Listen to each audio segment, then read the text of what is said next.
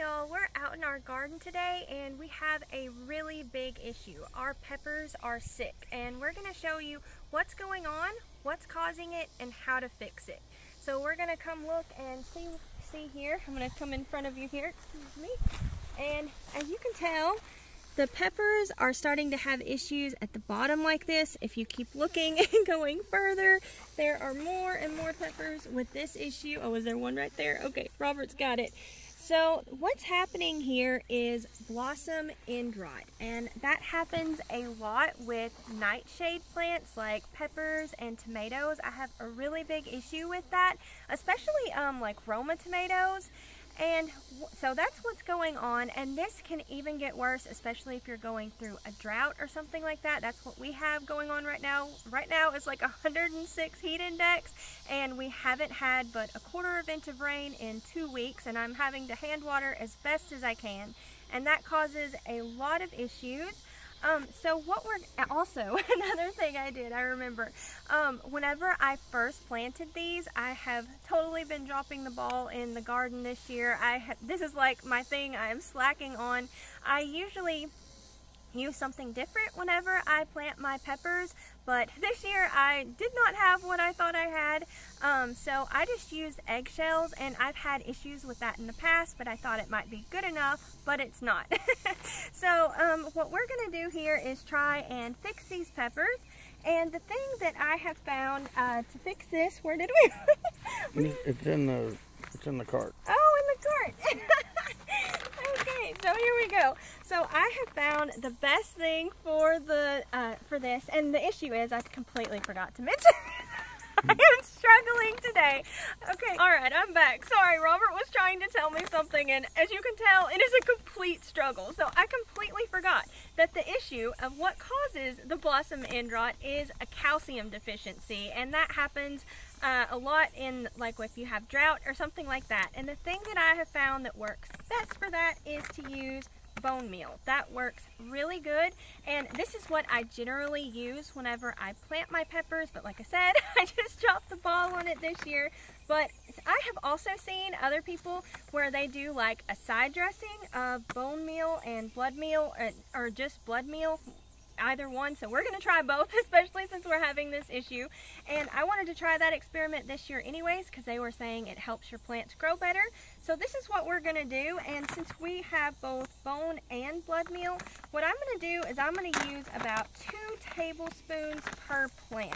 Now whenever I plant this in the springtime, I get this all the way into the ground. I mix it in with the soil whenever I plant my pepper plants. So since we're just adding it to the top this way, I think we're going to do 2 tablespoons. I know that's a lot, and also the reason that we're doing this today, ooh, try not to breathe that in, my goodness. The reason that we're doing this today is because we are about to get hit with the Hurricane Beryl. So it's actually probably just going to be a tropical depression where we're at, but we are expected to get an awful lot of rain. Thank you. So I think the meteorologists cannot make up their mind with how much rain they're saying. Some are saying only an inch or 2, whereas others are saying like 6 inches. So we are unsure what's going to happen with that. So the peppers may just get a little bit of rain, or they may be flooded. So we'll just have to see how that is. But I am hoping and hopeful that this will work for that issue. Like I said, I had seen other people try this, so I'm hoping this will work and fix it. I just have experimented in the past. Before I started doing this, I always did the eggshells, and I just have not had the best luck with that. I know some people really like that, and they've also done Tums to help with the calcium deficiency, and we had no luck with Tums. Yes, it's like you don't do anything. So what we're going to do is try this, and like I said, it is absolutely best to do this whenever you plant them, but I completely dropped the ball. I have been struggling so much. Robert's been trying to make me feel better, saying whenever you're juggling like 9,000 things, you're bound to drop something, and the poor garden, that has been what has been dropped the most. So we are going to try this, and hopefully this will work. We may not need 2 tablespoons here. I'm just going to go ahead and try and give it a lot to fix this issue. But I think that's what we're going to do here. And we have lots of peppers, and as you can tell, we also have sweet potatoes. That's what these vines are here. Those are sweet potato vines, and I have found that sweet potatoes and peppers are wonderful companions.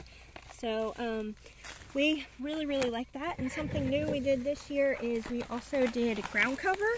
So we have really been liking that too. That has been a great time saver, especially with not being able to spend as much time in the garden as I would like. So we're gonna continue on with this. I think we may just go ahead and do this row. Oh wow, you can see these plants are really bad. Like, some plants are worse than others.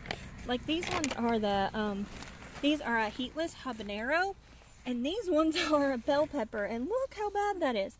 That is really bad. So we've really got to get this issue addressed, or we may be in trouble, because we really depend on this. Our family doesn't really like onions, so we use peppers as a replacement for that. So we use this a lot. It is a big staple, but we are almost there on this side, and I think we'll just stop right there. But there we go. So this is the best solution for blossom end rot. If you have that issue with your peppers, is the bone meal. That's the big thing. So thank y'all all so much for watching. Don't forget to like, comment, and subscribe. Y'all take care, and we'll see you next time. Bye.